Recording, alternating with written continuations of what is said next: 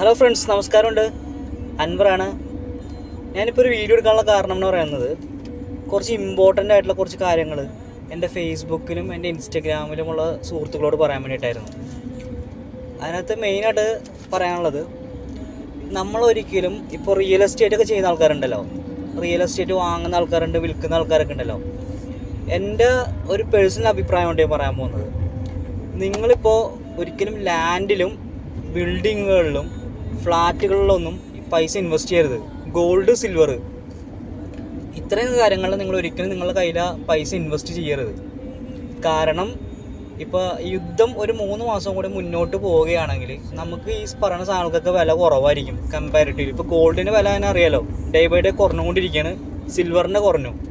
അതേപോലെ real estate ആയിക്കോട്ടെ. അപ്പോൾ നമ്മൾ റിയൽ എസ്റ്റേറ്റൊക്കെ ഇനി ചെയ്യുമ്പോൾ വളരെ സൂക്ഷിക്കണം. നമ്മൾ ഒരിക്കലും ഈ സ്ഥലത്തിൽ ഇപ്പോൾ ഇൻവെസ്റ്റ് ചെയ്യരുത്, ലാൻഡിൽ ഇൻവെസ്റ്റ് ചെയ്യരുത്, ഗോൾഡിൽ ഇൻവെസ്റ്റ് ചെയ്യരുത്, സിൽവറിൽ ഇൻവെസ്റ്റ് ചെയ്യരുത്. മാക്സിമം എമൗണ്ട് ലിക്വിഡിറ്റിയിലേക്ക് മാറ്റി വെക്കാം. ക്യാഷായിട്ട് നമ്മൾ കയ്യിലേക്ക് എടുത്ത് മാറ്റി വെക്കാം. ആ ബാങ്കിലോ എവിടെയെങ്കിലും സേവ് ചെയ്ത് വെച്ചോളൂ. അതെടുത്ത് ഒരിക്കലും മാർക്കറ്റിലേക്ക് ഇടരുത് പൈസ. എൻ്റെ ഫേസ്ബുക്കിലും ഇൻസ്റ്റാഗ്രാമിലുള്ള എൻ്റെ സുഹൃത്തുക്കളോട് എനിക്ക് പറയാനുള്ളത്, അപ്പോൾ നിങ്ങൾ വളരെ കെയർഫുള്ളായിരിക്കുക.